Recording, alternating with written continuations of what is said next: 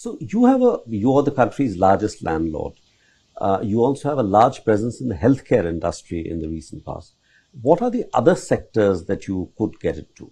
Would you get into areas like data centers, for instance, or some of the what is referred to here as startups, consumer-enabled internet companies, those kind of areas? Oh, actually, our biggest exposure here, we'll continue to do more, is in technology.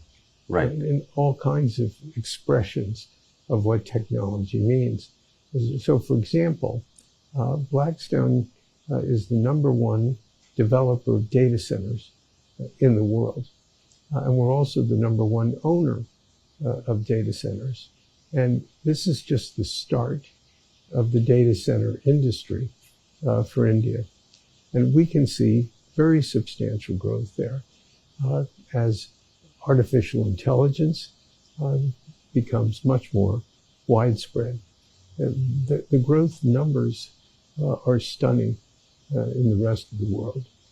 And off of that base, along with the energy that's needed to power data centers, we would call it energy transition investing is a big focus here.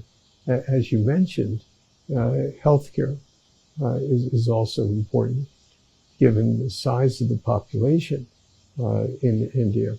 We have the second largest hospital group in the country. That's right. Among other things. And we can see more growth in that area as well. Right. Since we have the honor of having you here, it would be remiss not to ask a few questions on what's happening around the world in the global economy. So there are two narratives, essentially. One narrative is that we are on the cusp of perhaps an AI-driven productivity boom, coupled with the deregulation that President Trump has promised. What are your views on that? Well, I think AI is something I'm deeply involved with, starting in 2015. And I ended up making a philanthropic gift to MIT, which is our largest technical university, for their College of Computing. And so even though I'm not a technologist, I hang around people like that, sure. who are in the cutting edge of that technology.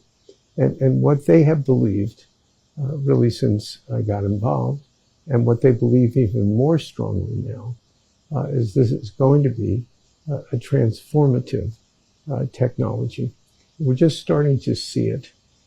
It's sort of like now the invention of electricity, and nobody knew what to do with it at the start other than a light bulb. Right. And now we use electricity for virtually everything, whether it's your air conditioner or your refrigerator or your washer or,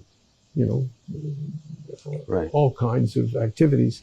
And so we're just starting to develop applications for artificial intelligence.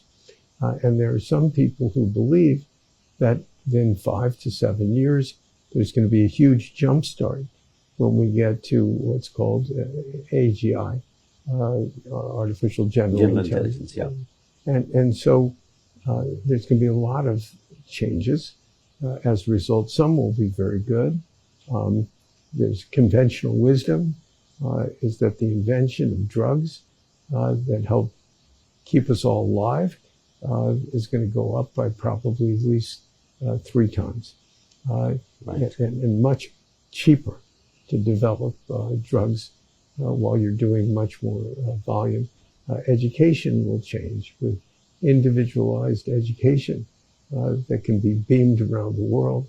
And it's particularly important for countries that have low GDP per capita, people who don't have much money, don't have great education systems. And there'll be a variety of transformations. On the negative side, there'll probably be some change in the number of people. Yeah, there will be job losses and so on. Who can do certain functions.